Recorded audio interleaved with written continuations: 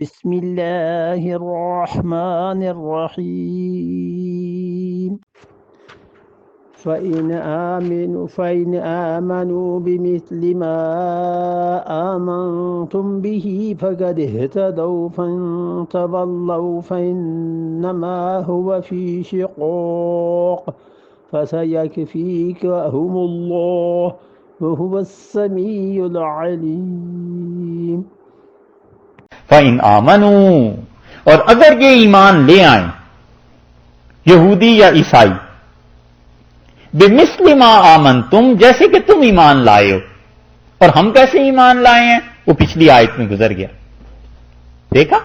اس لیے اس آیت کو جب آپ بار بار پڑھتے رہیں گے نا، ایمان کی روز تجدید ہوتی رہے گی. اپنے بچوں کو سکھائیے، اولادوں کو سکھائیے کہ وہ اس آیت کو یاد کریں، پڑھتے رہیں صبح شام تاکہ ایمان محفوظ رہے. اللہ نے کہا یوں کہا کرو فَإِنْ آمَنُوا، اور اتنی پکی بات ہے کہ اللہ نے کہا اگر ایمان لائیں ایسے جیسے تم ایمان لائے. اور ہم کس چیز پہ ایمان لائے وہ پچھلی آیت میں گزر گیا.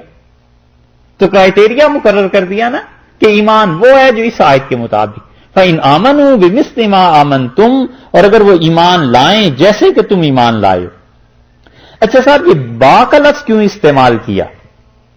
اتنا اگر ہوتا تھا ان آمنو مثل ما آمنتم، اگر وہ ایمان لائیں مثل برابر اس کے جو تم ایمان لائے، تو کہتے ہیں با کے لفظ کا اضافہ اس لیے کیا ہے کہ اس میں تاکید پیدا کی، اس میں زور پیدا کیا کہ بالکل ٹھیک ایسا ہی ایمان ہونا چاہیے جیسا تمہارا ایمان ہے. فقد اہتدوا، تو بلا شک و شبہ یہ لوگ ہدایت پا گئے، یہ لوگ صحیح راہ پر چلے.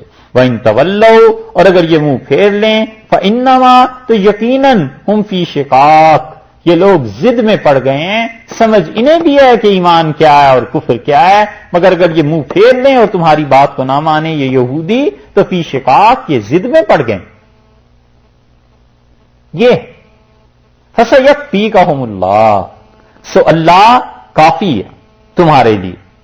اس آیت میں دیکھیے بِمِثْلِ مَا آمَنْتُمْ، جیسے کہ تم ایمان لائے بہی، اس چیز کے ساتھ.